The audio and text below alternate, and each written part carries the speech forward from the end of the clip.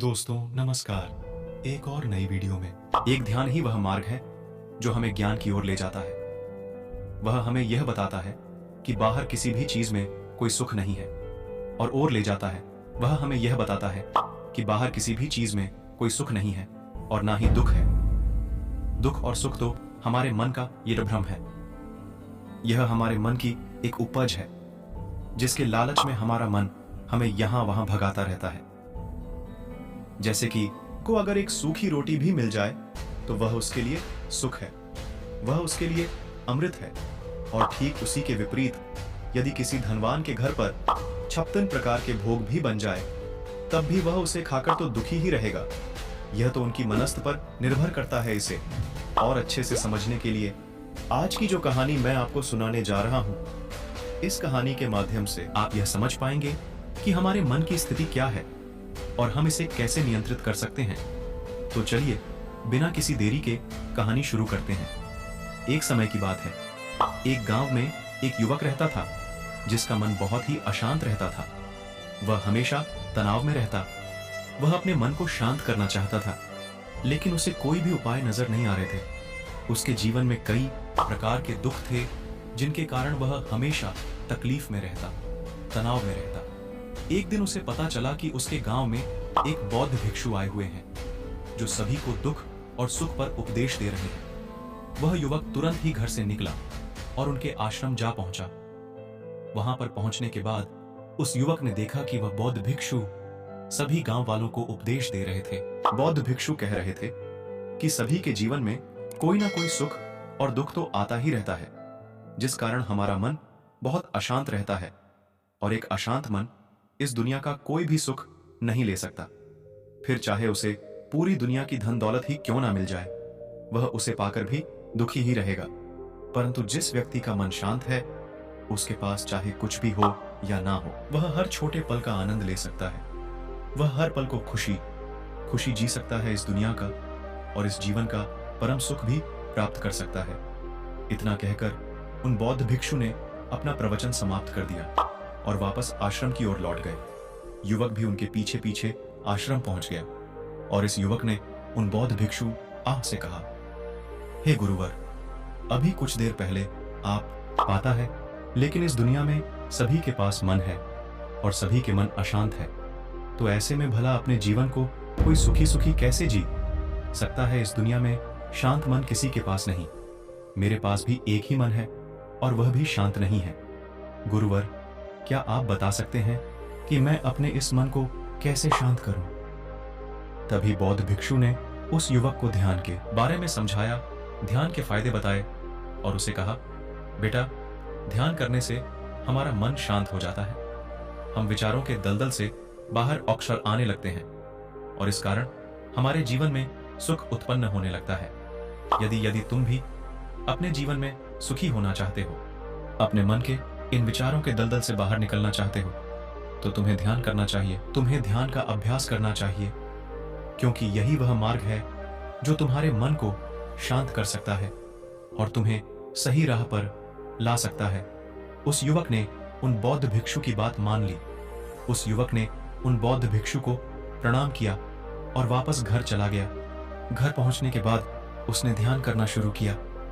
वह रात भर ध्यान करता रहा, लेकिन उसे कोई लाभ नहीं हुआ। इस कारण वह अगली सुबह फिर से उन बौद्ध भिक्षु के पास पहुंचा और उन बौद्ध भिक्षु से कहता है, गुरुवर, आपके कहे अनुसार मैंने रात भर ध्यान किया है, लेकिन उससे मुझे कोई लाभ नहीं हुआ। मेरा मन तो अभी भी अशांत है। आप तो कह रहे थे कि ध्यान करने से हमारा मन शांत हो जाता है। तभी वह बौद्ध भिक्षु उस युवा से कहते हैं, ध्यान कोई एक बार करने की चीज नहीं है, यह तो अभ्यास है और धीरे धीरे समय के साथ मन शांत होता जाएगा।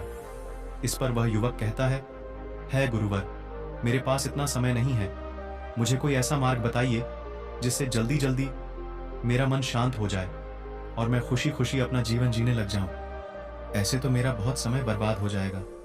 मुझे कुछ ऐसा बताइए गुरुदेव जिससे मेरा मन आज के आज और अभी शांत हो जाए, जिससे मैं सुख की अनुभूति कर पाऊं, मुझे सुकून मिले। उस युवक की यह बात सुनकर बौद्ध भिक्षु मुस्कुराने लगे। उन्होंने उस युवक से कहा, बेटा, मेरे पास तुम्हारे लिए कुछ ऐसा है जिससे तुम्हारा मन अभी के अभी शांत हो जाएगा। इतना कहकर वह बौद्ध भिक्षु अपने आश्रम में गए और अंदर एक घड़ा लेकर आए और उस युवक को थमा हुए कहते हैं, जाओ और पास की बह रही उस नदी से इस घड़े में पानी भरकर लाओ। उन बौद्ध भिक्षु के इतना कहने के बाद उस युवक ने वह घड़ा हाथ में ले लिया और नदी की तरफ जाने लगा। उसके बाद मन ही मन सोच रहा था कि लगता है यह गुरु पागल है, इन्हें कुछ नहीं पता। भला यह घड़ा मेरे जीवन में शांति कैसे ला सकता है, यह मेरे मन को शांत कैसे कर सकता है। लेकिन उसके पास और कोई रास्ता नहीं था, जिस कारण उसने घड़ा लिया और पास वाली नदी के पास पहुंच गया। उसने उस नदी में से उस घड़ीली ढेहे में पानी भरना शुरू किया। लेकिन जैसे ही उस व्यक्ति ने उस घड़े को नदी से बाहर निकाला तो उस युवक ने देखा कि उस घड़े के चारों ओर छोटे छोटे छेद हैं, जिससे पानी तेजी से बाहर की ओर निकल रहा था। उसने लगातार कई बार प्रयास किए, लेकिन काफी बार कोशिश करने के बाद भी वह उस घड़े को पूरा नहीं भर पाया और थक हार कर उन बौद्ध भिक्षु के पास वापस लौटा और क्रोधित होकर कहता है, गुरुवर, आपने यह कैसा घड़ा दिया है?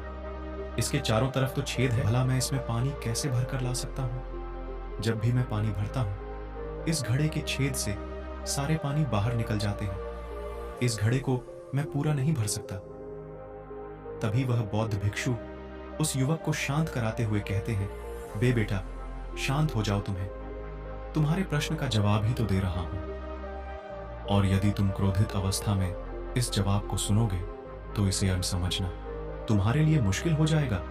इसलिए शांत हो जाओ और मेरी बात समझने का प्रयास करो। यह जो घड़ा मैंने तुम्हें दिया है, इसे अपना मन समझो, और मन केवल दो ही प्रकार से शांत हो सकता है।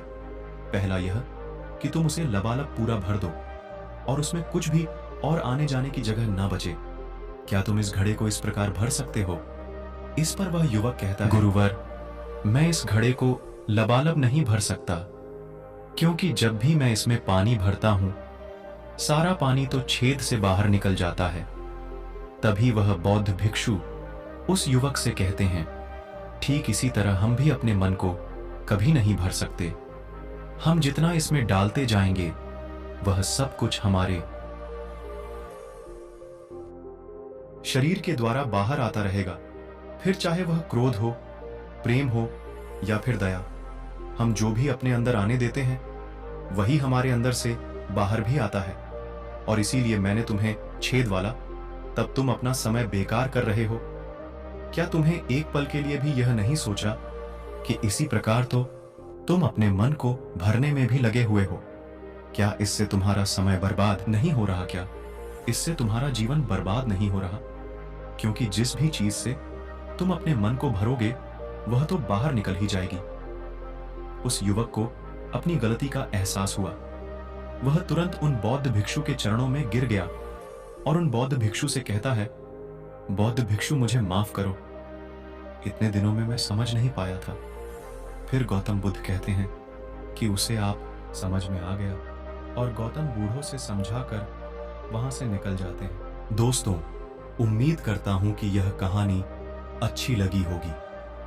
अपने परिवार और दोस्तों के साथ जरूर शेयर करें, लाइक और सब्सक्राइब करें।